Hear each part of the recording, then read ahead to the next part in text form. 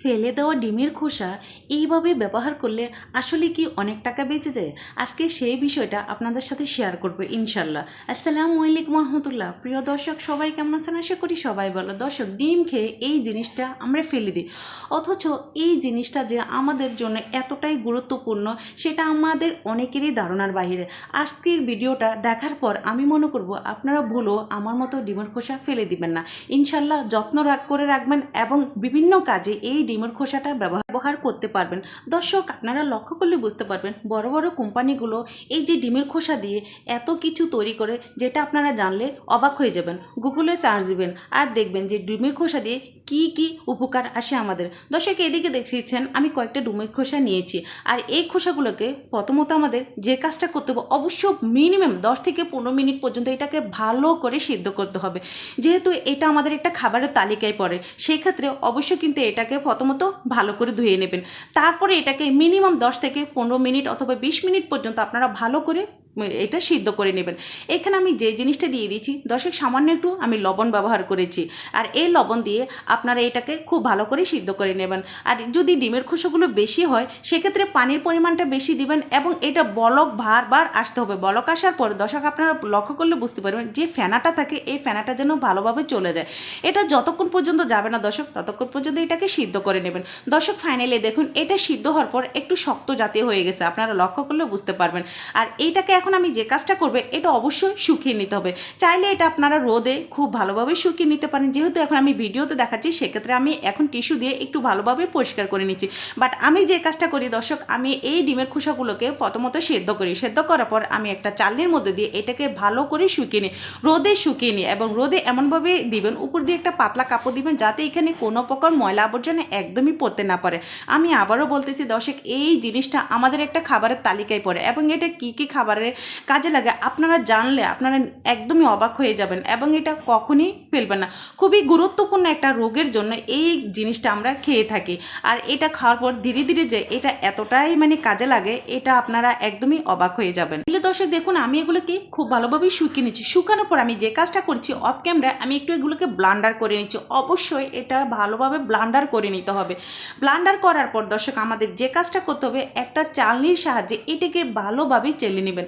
অনেক সময় ব্লান্ডার করার পরও আপনারা চালার পর দেখবেন যে একটু দানা দানা ভাব থাকে, যাতে এটা দানা দানা ভাব একদমই না থাকে সেভাবে ভালোভাবে চেলে নেবেন। অবশ্যই এটাকে 2 থেকে 3 বার চেলে নেবেন।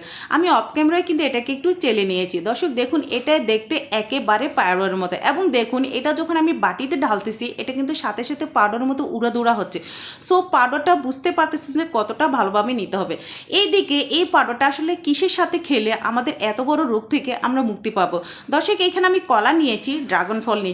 আপনারা চাইলে এখানে আঙ্গুর নিতে পারেন, নাশপাতি নিতে পারেন। ঘরের মধ্যে যেই ফল থাকুক না কেন, সেটা দিয়ে আপনারা এই যে ডিমের খোসা এটা খাবেন। কথা হচ্ছে এটা কিভাবে খাবেন।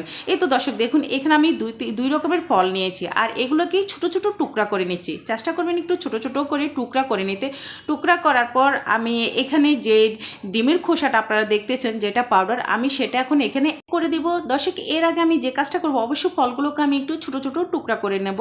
আপনারা চাইলে একটু বড় করেও নিতে পারেন, যে যেভাবে খেতে পছন্দ করে সো সেভাবেই নিতে পারেন, কোনো সমস্যা না। আমার কাছে একটু ছোট ছোট করে তারপর পাউডারটা মিশিয়ে তারপর খেতে আমার কাছে ভালো লাগে। এক প্রকার সালাতের মতো করেই আমি খেয়ে থাকি। অনেক সময় দর্শক দেখা যাচ্ছে যে ফল না থাকলে তখন কি করবেন, আপনারা শসা, গাজর এসব কিছু সাথেও কিন্তু এই খোসাটা মিশিয়ে একটু খেতে পারেন। কথা হচ্ছে এটা কি কাজের জন্য আমি এটা খেয়ে থাকি। দর্শক, আমাদের শরীরে প্রচণ্ড ক্যালসিয়ামের অভাব থাকে। সেই ক্যালসিয়ামের অভাবটা যদি আপনারা পূরণ করতে চান, তাহলে এই ডিমের খোসাটা আপনারা খাবেন।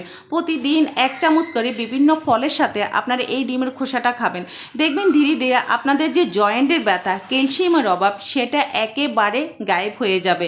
দর্শক, এটা অনেকেরই ধারণার বাহিরে। আবার অনেকে মনে করতেছে এটা খেলে কি আসলে এই রোগ থেকে মুক্তি পাওয়া সম্ভব? হ্যাঁ, সম্ভব। দর্শক, যেই ফলটা আমি পেয়েছি ইনশাল্লাহ সেটা আপনারাও পাবেন। এটা একদিনও হবে না। যেহেতু জয়েন্টের ব্যথা, বিভিন্ন ধরনের ব্যথা দূর করতে আপনারা এই পাউডারটা এভাবে খেতে পারেন, ইনশাল্লাহ ফলাফলটা পাবেন। তারপর দ্বিতীয় একটা পদ্ধতি দর্শক আমি আপনাদের সাথে শেয়ার করব। আমি আরেকটা কথা বলি, যাদের হাতে পায়ে হাজা চুলকানি রয়েছে বা ব্যথা রয়েছে, অনেকের কিন্তু শরীরে বিভিন্ন জায়গায় হাতের গিরে গিরে কিন্তু একটা ব্যথা থাকে, সেই ব্যথাটা যদি আপনারা দূর করতে চান তাহলে অবশ্যই এই যে ডিমের খোসা, এই ডিমের খোসার সাথে সামান্য একটু সর্ষের তেল মিশিয়ে তারপর আপনারা গিরাতে মাসাজ করবেন, দেখবেন যে গিরার যে ব্যথা সেটা চলে যাবে। ডিমের খোসা দিয়ে দর্শক এখন আমি আরেকটা গুরুত্বপূর্ণ জিনিস আপনাদের সাথে শেয়ার করব। যাদের হাত পা জেদি কালো, এক কুচকানো কুচকানো ভাব রয়েছে, তারা এই রেমেডিটা ব্যবহার করবেন। দর্শক দেখবেন যে নিমিষে যত ময়লা আবর্জনা আছে সব কিছু গায়েব হয়ে যাবে। প্রথমত এখানে আমি ডিমের খোসার পাউডার নিয়েছি, তারপর এখানে আমি সামান্য একটু শ্যাম্পু ব্যবহার করেছি দর্শক, তারপর আমি এখানে যে জিনিসটা দিয়েছিলাম সেটা নারকেল তেল। আপনারা অনেকেই জানেন স্কিনের জন্য নারকেল তেল খুবই গুরুত্বপূর্ণ। তারপর আমি এখানে যে জিনিসটা ব্যবহার করব দর্শক সেটা হলো মধু। আপনাদের হাতের কাছে যে মধু থাকুক না কেন আপনারা সেটাই ব্যবহার করবেন। মধু আমাদের স্কিনকে সফট রাখে, ময়শ্চারাইজার আনতে 100% কাজ রাখে এবং নরম রাখে এবং আর্দ্রতা একটা ভাব সেটাই নিয়ে আসে আমাদের স্কিনে। এই যে মধু দিয়ে তারপরে এই ডিমের খোসাকে আমি খুব ভালোভাবে মিশিয়ে নিচ্ছি। অবশ্যই চেষ্টা করবেন এটাকে ভালোভাবে মিশিয়ে নিতে। আপনারা এখানে শ্যাম্পুর পরিবর্তে চাইলে দর্শক এখানে আপনারা অ্যালোভেরা জেল ব্যবহার করতে পারেন, কোনো সমস্যা না, বাট এই শ্যাম্পুটা হাত পায়ের ময়লা আবর্জনা তুলতে 100% কাজ করে। দর্শক দেখুন এভাবে কিন্তু এটাকে আমি খুব ভালোভাবে মিশিয়ে নিচ্ছি। অবশ্যই চেষ্টা করবেন এটাকে ভালোভাবে মিশিয়ে নিতে। আর দর্শক দেখুন এটা একটু পাতলা হয়েছে, আপনারা চাইলে এখানে আর একটু ডিমের খোসা ব্যবহার করতে পারেন, কোনো সমস্যা নেই। দর্শক এটা যে এত অল্প সময়ের মধ্যে আমাদের যেদি কালো হাত পা নোংরা ময়লা দূর করে হাত পাকে টান রাখতে 100% কাজ করে এই ডিমের খোসা। তারপর এখানে আমি যে জিনিসটা দিচ্ছি দর্শক এটা হলো চালের গুঁড়া। আপনাদের হাতের কাছে যদি চালের গুঁড়াটা না থাকে সেক্ষেত্রে এখানে আপনারা বেসন ব্যবহার করতে পারেন, কোনো সমস্যা না। এখানে আমি একদমই টাটকা চালের গুঁড়াটাই ব্যবহার করেছি। সো দর্শক দেখুন এই চালের গুঁড়ো কিন্তু আমাদের স্কিনকে লাইটেন করতে ব্রাইটেন করতে 100% কাজ করে এবং বয়স্ক যে একটা ভাব, যে দাগ ছুপ মুখের মধ্যে লেগে থাকে সেটা দূর করতে অনেকটাই কাজ করে। তারপরে এখানে আমি দিয়ে দিচ্ছি সামান্য একটু কস্তুরি হলুদ পাউডার, অপশনাল, না দিলেও চলে। আপনাদের হাতের কাছে যদি এমনি হলুদের পাউডার থাকে সেটাও আপনারা ব্যবহার করতে পারেন, না থাকলেও সমস্যা না। এই হলুদের পাউডারটাও কিন্তু আমাদের যেদি ময়লা এই নোংরা ভাব দূর করতে কাজ করে। দর্শক এটা শুধুমাত্র নোংরা ভাব যে দূর করে এমন না, এটা আপনাদের যাদের পায়ের হাত পা কুচকে গেছে এই কুচকানো ভাবটাও দূর করতে অনেকটাই কাজ করে। এই তো দর্শক দেখুন ফাইনালি আমি কিন্তু এটা রেডি করে ফেলেছি। আর এইভাবে তৈরি করে দর্শক গোসলের আগে আপনারা সপ্তাহে শুধুমাত্র একবার এই ডিমের খোসাটা এভাবে ব্যবহার করে দেখবেন। ইনশাল্লাহ দর্শক হাত পায়ের যত ময়লা আবর্জনা আছে সব কিছু উঠে যাবে এবং কুচকানো যে ভাব রয়েছে সেটা চলে যাবে এবং স্কিন একেবারে টান টান করবে শুধুমাত্র এই ডিমের খোসা যদি এভাবে ব্যবহার করেন।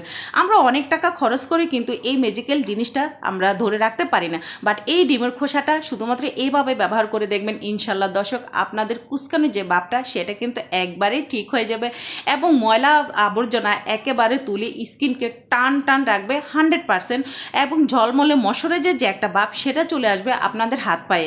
কালো হাত পা নিয়ে আর একদমই চিন্তা না, শুধুমাত্র সপ্তাহে একবার এটা ব্যবহার করে দেখুন। ইনশাল্লাহ দর্শক কালো হাত পা থাকবে একদমই হীরের মতো চকচকে। দর্শক দেখুন এভাবে কিন্তু লেয়ারের মতো করে লাগিয়ে দেবেন আর 10 মিনিট এটা রাখবেন। গোসলের 10 মিনিট আগে এটা আপনারা ব্যবহার করবেন। এটা আপনারা চাইলে ঘাড়ে ব্যবহার করতে পারেন, চাইলে হাতে পায়ে একদম আপনারা খুব ভালোভাবে এটা ব্যবহার করতে পারেন কালো ময়লা তোলার জন্য। এইভাবে লাগিয়ে 10 মিনিট পর তারপর আপনারা একদম নর্মাল পানি দিয়ে খুব সুন্দরভাবে ক্লিন করে নেবেন। দর্শক দেখুন মাশাআল্লাহ হাতটা কতটাই টান টান হয়েছে। এইভাবে যদি আপনারা হাত পায়ে এটা ব্যবহার করেন ইনশাল্লাহ একদমই সমস্ত ময়লা আবর্জনা সব কিছু দূর হয়ে যাবে। আশা করি দর্শক ডিমের খোসা যে আমাদের স্কিনের জন্য এবং আমাদের শরীরের জন্য কতটা গুরুত্বপূর্ণ আশা করি আপনারা বুঝতে পেরেছেন। কখনোই ডিমের খোসা ফেলবেন না। আল্লাহ হাফেজ, সবাই ভালো থাকবেন।